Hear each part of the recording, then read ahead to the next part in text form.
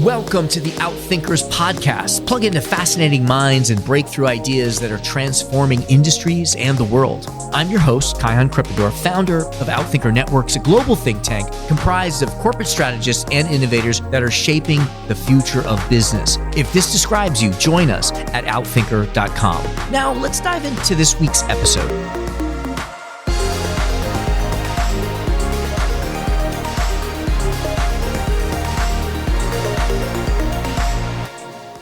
It's a blessing and a curse that we named it the Insider's Guide to Innovation at Microsoft because it is an insider's guide to innovation at Microsoft. The mission has been fundamentally the same, bring these tools, these technologies to as many people as possible to help them do what they're doing. It's always been a platform company. And so we saw an opportunity in the world of innovation literature, where most books have to explore many companies and then pull the lessons together, and you're left to kind of go, okay, how do I normalize this? We were able to use that common denominator to find those truly foundational building blocks of a good, repeatable, scalable, responsible innovation practice. That was JoAnn Garbin, a sustainability and technology innovator with a 25-year track record of leading teams from nothing to something to scale, creating numerous innovative products and profitable businesses. Incredibly enough, her career predates the concept of climate change, and her long career in sustainability, combined with her tenure at Microsoft as Director of Innovation in Microsoft's cloud business, have given her ample insights, as you heard in the highlighted clip, into how innovation can and should be a repeatable, scalable process. In this episode, we discuss highlights from The Insider's Guide to Innovation at Microsoft, a book co-written between Joann and Dean Carignan, who among his long and rich career has spent 20 years at Microsoft guiding new businesses, including the early internet division, Xbox, and multiple AI efforts. He's guided them through the critical growth phases to their first $1 billion in revenue. More than just insights and case studies into how Microsoft has woven innovation into the fabric of their ecosystem, Joann shares with us a proven framework to innovate. In this episode, we discuss how innovation cycles mirror nature's adaptive processes, constantly regenerating from ashes, much like companies must continually innovate to curtail disruption. A breakdown of 4 innovation patterns, each with specific tools and strategies for effective innovation. How innovation is, contrary to common belief, beyond technology, able to happen through business models, customer experience, and non-tech-oriented ideas.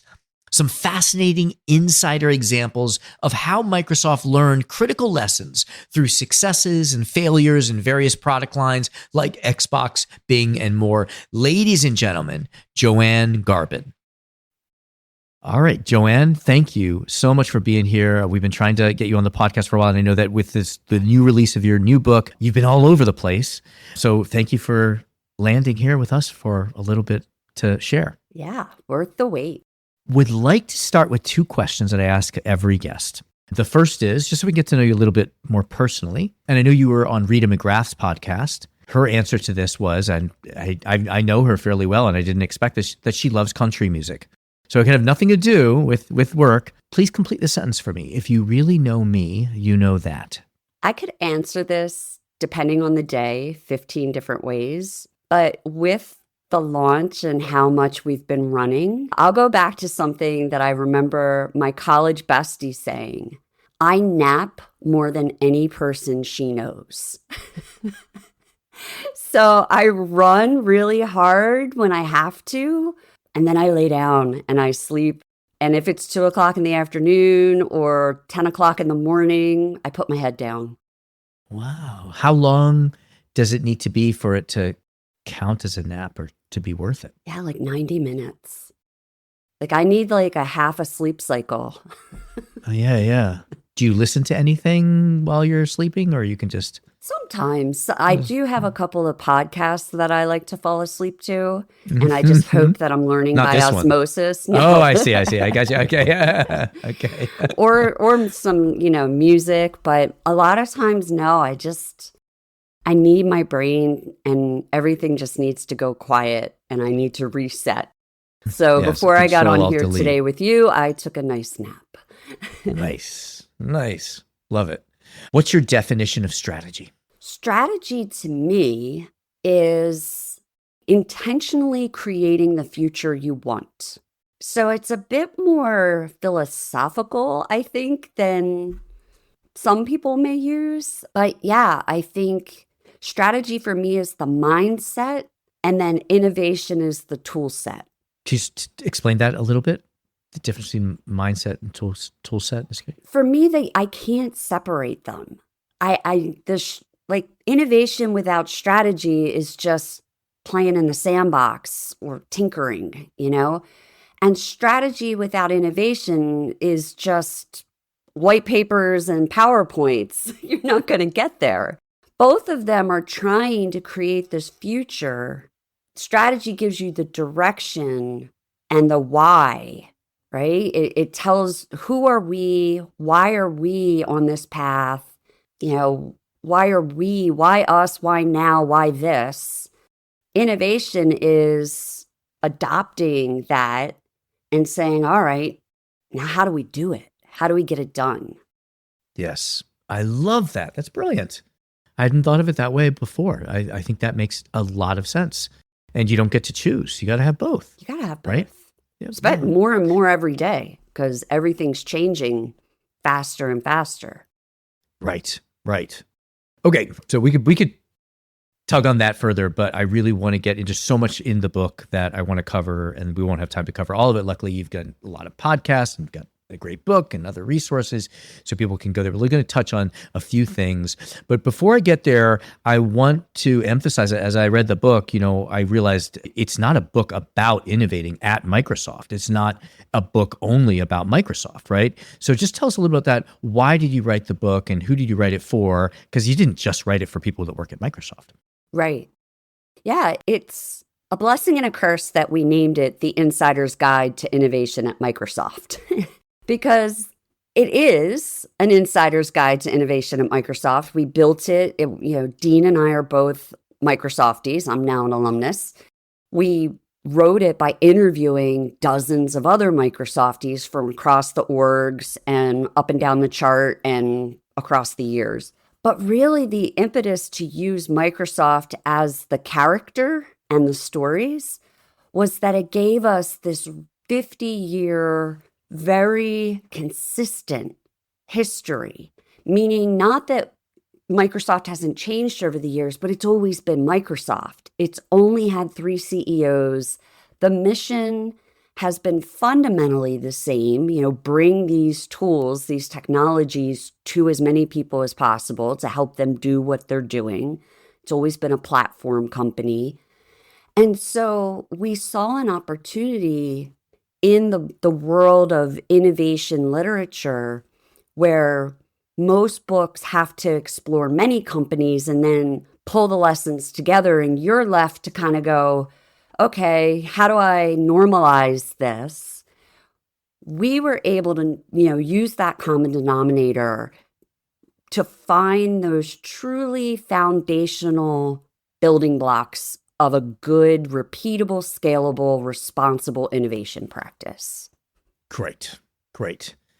Yes, and we could go into that, because Microsoft was, as you say, it was founded as a platform company. It was in between the hardware and the software. It was born as an ecosystem company, and the dynamics in which most companies now compete.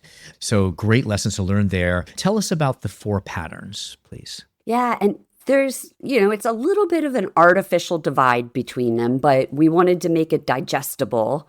Take this big life cycle of innovation and break it down into habits and tools that you could actually pick up and play with them. So we break it down into innovating every day, innovating over the years, innovating with everyone, and then innovating beyond technology.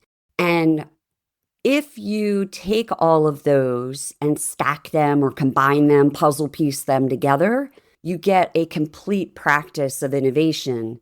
We also include the 5th chapter, which is kind of a hybrid case study and pattern of responsible innovation, because It's fundamental to what Microsoft is doing. It's fundamental to my practice as a sustainability person and Dean's practice as a responsible AI person. For us, you wouldn't pursue irresponsible innovation. Like for us, it's move fast and don't break the things that matter, which is obviously not what everybody believes. But at the scale we operate, we can't afford to break privacy and security and sustainability and these other things. So I would say there's 5 patterns. Well, tell us, if you don't mind, just, I know your kind of professional history a little bit more, but for our listeners, just tell us a little bit about sustainability and what you have been doing in sustainability and what you did at Microsoft. I'm an old head now. It's kind of funny. I'm 25 years into working professionally in sustainability. I predate climate change. Like we used to call it global warming. And before that, we didn't call it anything. We called it energy efficiency and water efficiency. So I came into it in the late 90s as a mechanical engineer that wanted to work in the energy efficiency space and the operational efficiency space. And early in my career, it was just the timing of the dot-com era and software as a service just coming out. My sustainability career merged with a tech career in like the first year of my professional life. And so I've always been at this intersection of helping large global corporations and large portfolio companies figure out how to do what they do more effectively, efficiently, and responsibly, and using technology to enable that. So I've been in the circuit of the sustainability speaking world for a long time, and somewhere in the history, I crossed paths with Brian Janis, who ended up at Microsoft. He was left not too long ago as the VP of Energy, and when he started building out a sustainability team at Microsoft, he's like, I remember this woman from Philadelphia. She lives in this space of sustainability and tech. And that started the conversation with Microsoft. And they brought me in. I was the head of the Data Center of the Future program, which really we went back to blank sheet of paper. And we tried to reimagine what a data center needs to be 5, 10, 15 years out with all the business changes, environmental changes, people changes. And it ended up becoming the regenerative data center of the future. So it had regenerative design was its driving design focus. Just explain to us what you mean by regenerative. Yeah. That's a bold goal. It is. And I may abstract it a bit further, but so did my teammates. So it's on us. Regenerative sustainability is how do you participate with nature in a way? How do you integrate your man-made systems into nature in a way that your existence is a benefit to them because you're benefiting from them? So reinforcing feedback loop with nature. But we expanded that into economy and culture and education. We were like, data centers are this engine of modern life. So there's all these opportunities to make them regenerative in a lot of different directions. Mm-hmm. Do you think, I keep wanting to go back to the 4 patterns. We're going to get to the 4 patterns, but just to tease this out, just one more thing. Do you think that having a kind of bold, impossible kind of goal like this is a requisite for innovation? I do. Yes. And the 40 plus people in the book agree. And that's not to say there's a ton of value to be had in what we'll call little I innovation, continuous improvement, right? If you're not doing continuous improvement, you're going to die out pretty quickly. But a mistake a lot of strategies, innovation strategies make is if we try to go too far too fast, people won't buy in, people will get scared, we won't get funding. But it's actually the opposite. If you don't go far enough and big enough, you're not going to get people excited enough to even attempt to make the change. because we don't want to change. Like, change is scary and uncertain and risky. So you got to make the vision bold enough that it just fundamentally hits you right in the heart. You gotta excite people emotionally first, give them that burst, and then lay down stepping stones. You can't jump to the big horizon. That's, almost impossible for anyone because people are involved. But you got to give them that horizon and then move forward in those steps and those stretches, because now you're feeling the progress and now you're getting that reward and the horizon's coming closer. So it all feeds on itself. And if you think too small, people lose interest and move on. Yeah, I love that. This idea of kind of like zooming out to the big, but then focusing people on the next step so that you get both the motivation to do something big, but also you remove that impossibleness, that bridge that hasn't been built yet. So then let's go a little bit now into the activities or the patterns. If you could just like give me a brief description of each one. Let's start with innovating every day. What do you mean by that? Innovation every day is about building the structures and the habits to make it a reliable process, which sounds oxymoronic, like innovation can't be reliable. And it's true, the output of the process, that whatever it is you're creating, you can't define that at the start. If you could, it's not innovation, right? You're creating something that doesn't exist yet. But how you go about solving it can be reliable. And it has to be. Because if it isn't reliable, you can't teach it to people, and you can't bring new people in, and you can't synthesize it with the rest of your business. So the idea that innovation is this chaotic, unstructured, run amok, crazy scientist space is just not how it's done professionally. That's the myth that gets sold. People like me and the contributors to the book that make a living off of this, we don't bet our mortgage on chaos, right? We show up every day like any creative professional, and we practice our craft, and we build better habits, and we bring other people into them.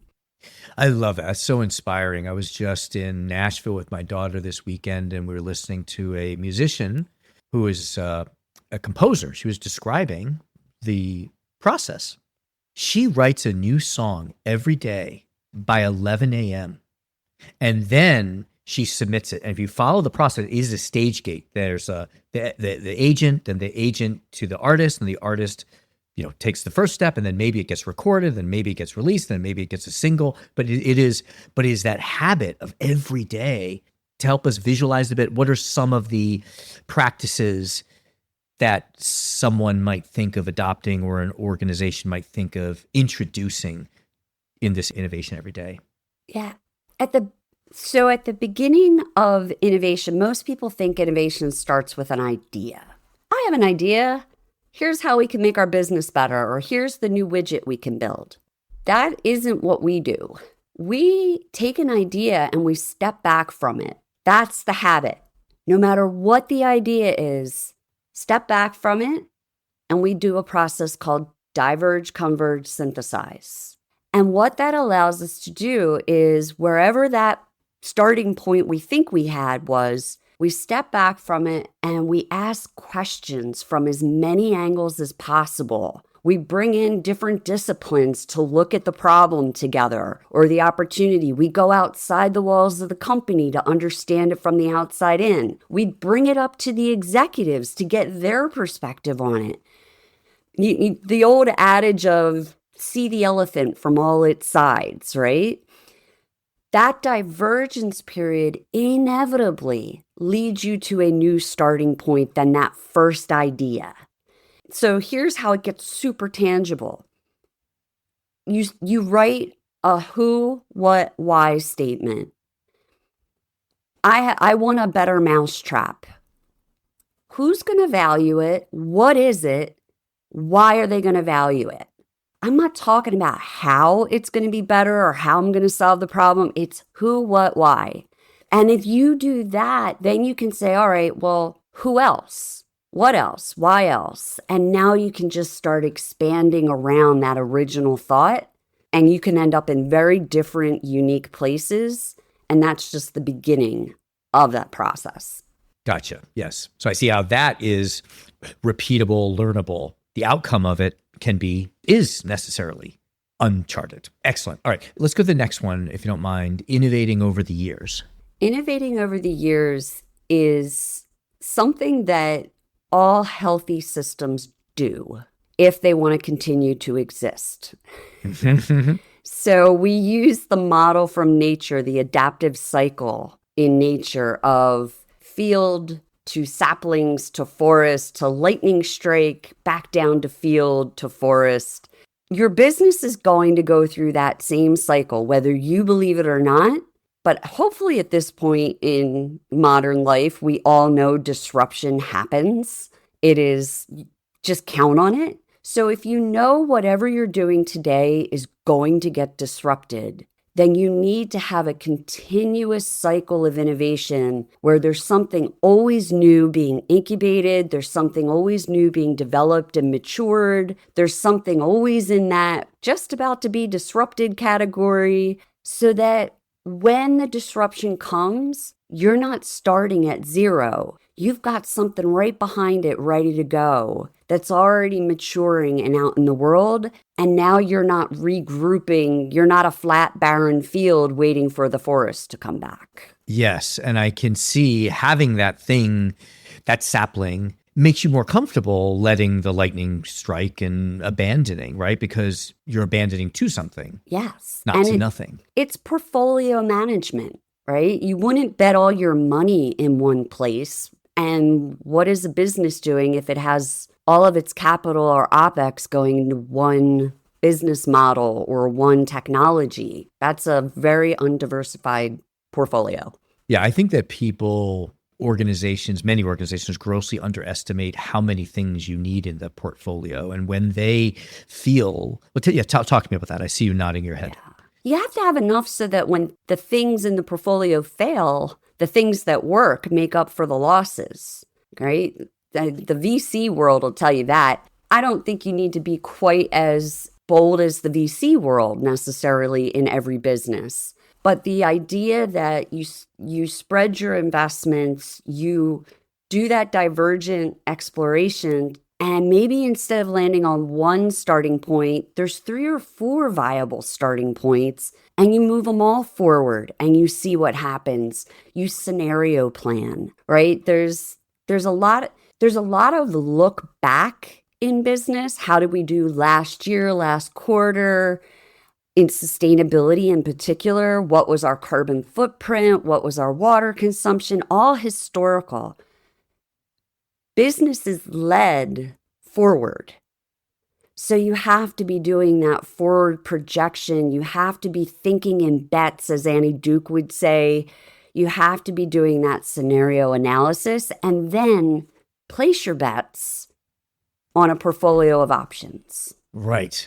And after the fact, it looks like foresight. It looks like brilliant calculation, right? But it was portfolio.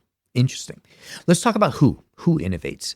There are very popular models, which are kind of centralized processes. There's a division, an innovation team. You talk about, everyone innovating, which really speaks to me personally. So I was wondering if you could just unpack that for us. Yeah, thank you. Innovating with everyone, I think it's our favorite chapter. It really is, patterns wise, because of that myth that innovation is the domain of a select few. It's just not true. Julia Lewson, the head of the developer division, has this wonderful quote in the book. She says, innovation is about fundamentally changing the customer's life. If you can't change the customer's life, it's just a cool idea. And what that makes really clear is you have to get it into the hands of the customer. It has to get out of the lab into hands, change a customer's life. You have to service that customer. You have to find that customer. There are so many people involved in that. It's the entire value chain of a business involved with changing a customer's life. So that's step one, is just recognizing that it doesn't matter how great your invention is, it doesn't become an innovation until it's creating value for your customers. But then beyond that, innovation benefits from having all of these different perspectives. Bringing design to the table has shown to have like a 2-to-1 return on investment over companies that don't bring design to the table at the beginning of an innovation process. Like if you treat it as an afterthought, you're missing the whole point.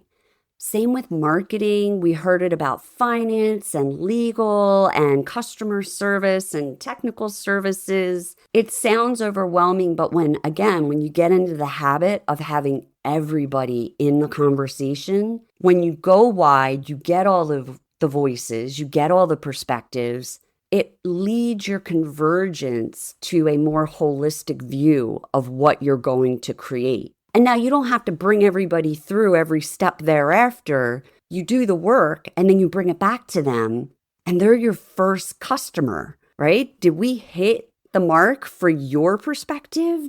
And so innovating with everyone is really talking about how to do that, how to meet people where they're at, get them excited about the opportunities, help them come along the journey of innovation, no matter where they sit in the organization, and really tap into the full value of the people in your company, in your ecosystem, everybody, really. Fascinating. Just to help us visualize that, can you give us an example? A beautiful one from the case studies is cognitive services. So cognitive services is what is powering generative AI for us all right now. Before this group existed, AI as a service, something you could embed in your software or, log into ChatGPT and use a big AI model that's hosted somewhere else, that didn't exist. Microsoft, at that time, it was like 2011, had a ton of Microsoft researchers studying AI. They had a ton of Azure engineers building the platform that is Azure and creating cloud services. They had Bing, which was this search-driven platform itself. But we didn't have the motivation behind cognitive services was actually missing the mobile revolution after missing the search revolution. So it was like leadership and some others looking around going, we've got Bing, we've got Azure, we've got Microsoft Research, we've got these pieces. What can we do with them? And they tasked this small group of what we call boundary crossers, these people that work really well connecting dots and negotiating gaps. I love that term, boundary crossers. Yeah, they're great. Fundamental role you need in innovation. And so what they did was they went out and they found experts in 7 different lines of businesses from different domains and disciplines, and they brought them together. And together, they created AI as a service. So clearly, it all existed within the walls of Microsoft. But until they started thinking about bringing everyone into the process, they just didn't see it and they couldn't do it. Mm-hmm. Yeah, I mean, I want to get to beyond technology, but you're just like opening up this thing that I've just been obsessed with lately. Is I think that so often, the left hand can't find the right hand, that you have these people that are working on, that could be doing great stuff together. People who have a need, people who have a solution inside the same company, and they just can't find each other. And Microsoft, I mean, the scale of it, I mean, when I was last at the Redmond campus, it was like, it's a city. There's just like building 1, 2, 3, 4, 99, 102. It's like, so just how do you, what are some ways that a company can think of enabling these boundary crossers to find each other? Yeah, there's quite a few different ways. One that didn't make the main book is the garage. We wrote a bonus chapter about it The garage at Microsoft is our maker space, collaborative space, skilling space. We have 15 of them. They're physical spaces around the world, and they host the Global Hackathon.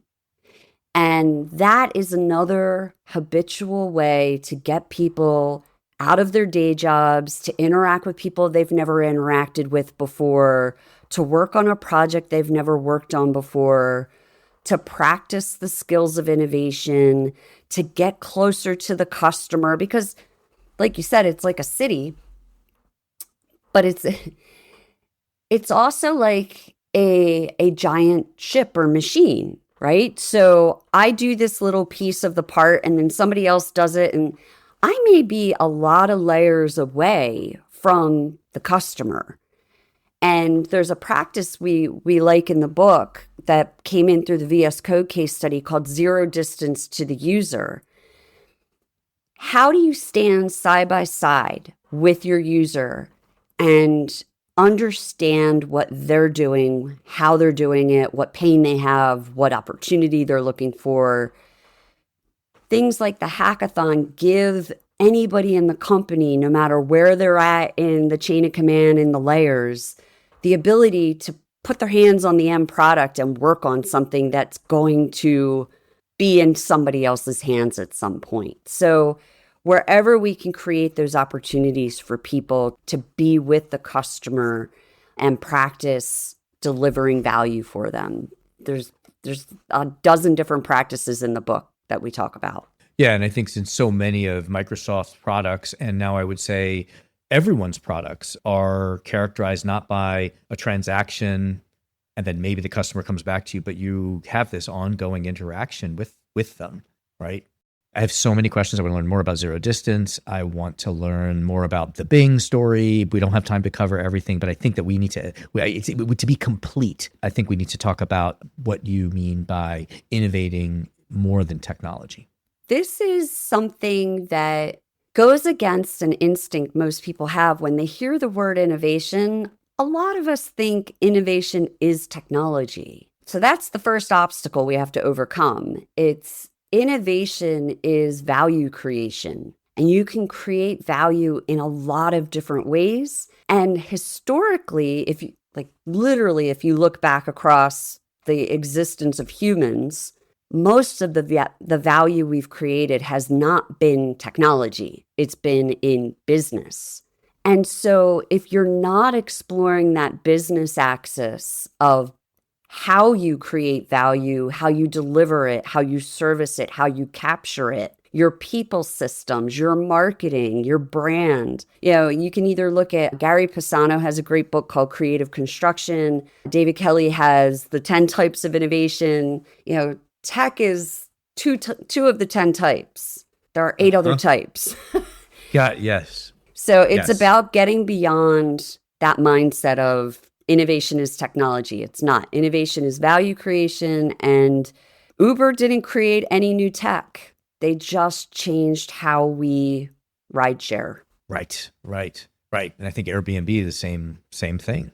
They changed the system and then built the tech to serve the system. Fascinating. I love the diversity of your career. What we're talking right now mostly is about kind of organizations pulling innovation from its people or opening up the doors for innovation. But a lot of the stories, like the Xbox story that you cover, for example, and your personal story, is often people are going against conventional wisdom. And sometimes it proves to be right. Just tell us, when have you gone against conventional wisdom?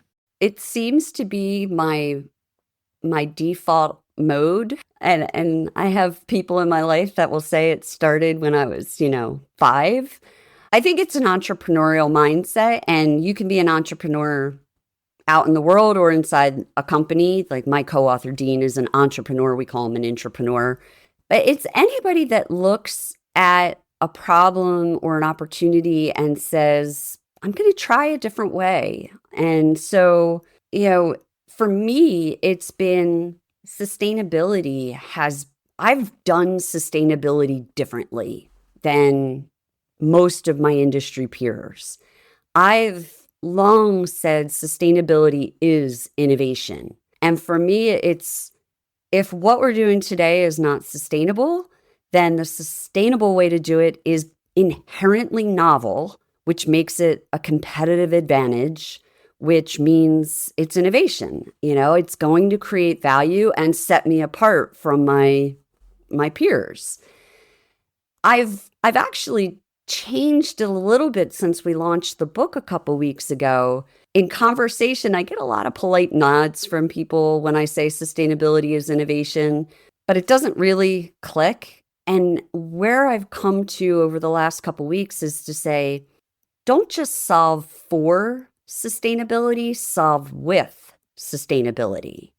That's what we did with the regenerative data center of the future. We didn't say, how do we make a sustainable data center? We said, how do we make a data center that we can deliver faster, cheaper, it'll run more efficiently, it'll be quieter, it'll be prettier, it'll help the economic situation in the location it is, it'll provide jobs. We solved those problems with sustainability. I love that. It's almost like when you don't have sustainability as part of the requirement, you have a lot of existing solutions to default onto, and it's easy to just do, right? And so when you overlay this, now it robs you of those or a lot of them, and it forces you to create the new. I love that. I love that. Oh my gosh, there's so many things that I still want to ask. There's so many great frameworks in the book, and it's really practical. I wish we could go all over them. There's one that I just need you to just at least touch on for us. BXT. What does BXT stand for? Business Experience Technology, and the X is for experience. It comes out of the Xbox team, so they like their X's. But the great thing about that one, in the chapter where we present it in the Xbox chapter, we show how you can succeed using BXT, which is lead with X, always lead with the customer experience, and you'll succeed. But we also give you a really big failure. Xbox didn't lead with X. They let B&T get in the lead, and they had a really rough go of it. And that was the Xbox One launch. So it's a great both sides of the coin story of you can have a framework. It was their framework, but they didn't use it. Mm-hmm. And they felt the price. That's great. That's great. Yeah, I encourage people to read that story, the Xbox story, because it's also relatable to just everyday people. And it epitomizes kind of what innovation can be when you have a company that's never made hardware, making hardware, a brand that probably doesn't work in the gaming world, but they create their own brand. So many things, so many reasons that shouldn't have come from Microsoft. So thanks for unpacking that for us. How can people get to all the stuff that we didn't get to? Certainly buy the book. How else can people connect with you, learn from you and Dean, and continue to benefit from the work that you've done for us? Thank you. I appreciate you having us on and talking about the book. All the proceeds are going to STEAM education charities. So we're not only trying to help everyone that's listening, but also the next generation of innovators. Join us, innovation@microsoft.com. It's all spelled out. We have a free insider community where we'll be distributing new chapters, new stories, tools to help you put these things into practice, online courses. So far, everything's free. That's one of the benefits of the Microsoft brands. And then we're on LinkedIn. That's our primary platform. So follow me, follow Dean, follow the book on LinkedIn, and let us know what you think. It's a conversation. The book started as a conversation between me and Dean, and we're just trying to bring as many people into the conversation as possible. Kind of like a evolving, ever interacting innovation, interacting with users. Yeah. Love it, Joann. Thank you for the work that you've done, the work that you do, and Dean as well, and taking some time to unpack it for us here. Thank you, Joann. Thank you. Thank you to our guest, JoAnn Garbin. Thank you to our producers, Karina Reyes and Zach Ness, our editor, and the rest of the team. If you like what you heard, please follow, download, and subscribe. I'm your host, Kyan Krippendorf. Thank you for listening. We'll catch you next time with another episode of Outthinkers.